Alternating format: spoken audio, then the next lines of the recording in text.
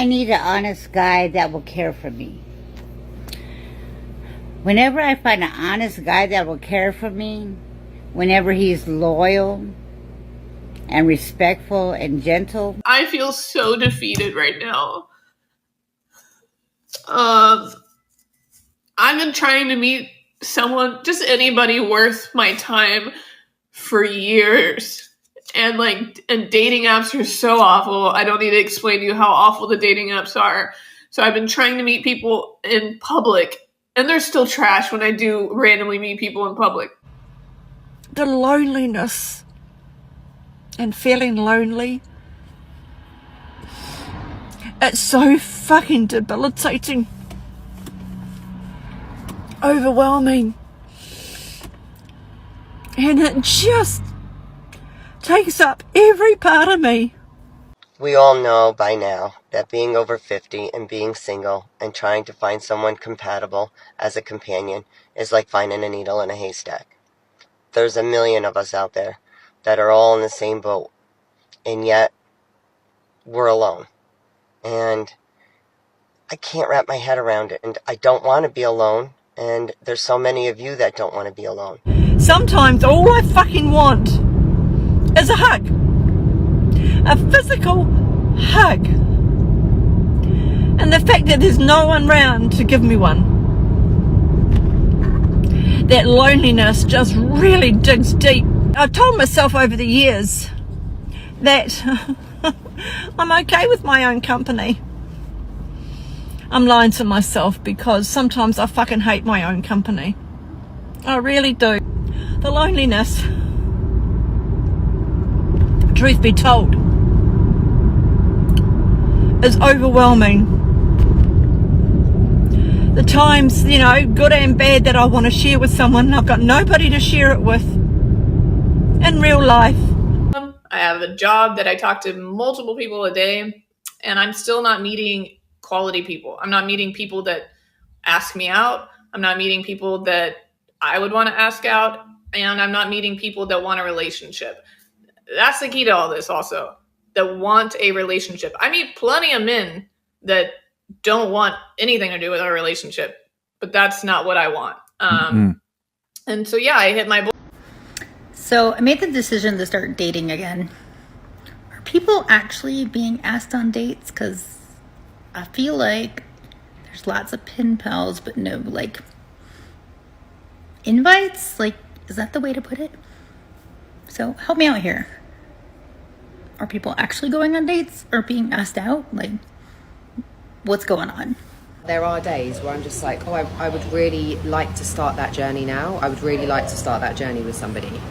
And today was one of those days. I woke up and I was feeling, a little bit kind of emotional and a little bit I don't know if this is ever going to happen. And then all of those kind of old thoughts and patterns come up for me, what's wrong with me? Why does no one want me? Boo-hoo. But being single and living alone is great until you have to fix your Ring floodlight cam because you have to reconnect it to your new Wi-Fi because your ex took your Wi-Fi when he moved out, but you have to have a code that's on the back of the device and you don't have the tool to get it off.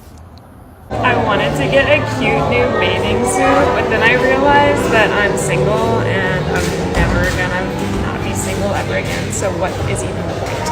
And here's the thing. If you become a divorced mother in your mid to late 30s, I want you to recognize that you are going to witness other women who are similar to you, who are snagging the young bucks, okay? They are robbing the cradle. They're getting the guys who were barely alive when 9/11 happened. And that's all fine and dandy. But I'm here to tell you, as one of those bitches, that it's not all that it's chalked up to be, okay? It's actually not all that great. My family is harassing me left and right, asking what I'm doing, wondering why I look so old standing next to this little baby boy. I got humbled real quick this morning when my mom called and said that she made me an appointment to get Botox so I don't look so old next to him. This is just the reality, ladies, okay? And I don't feel like I even look that old for my age. But listen, when it looks like you could be nursing your son and your new man at the same time, this is a problem. This is a problem, and it's become a problem for me. And I've been single for 7 years. I know myself. I know who I can be. I know who I don't want to be. I love myself, and I love myself enough to know that I deserve someone to share who I am with, as cocky as that sounds.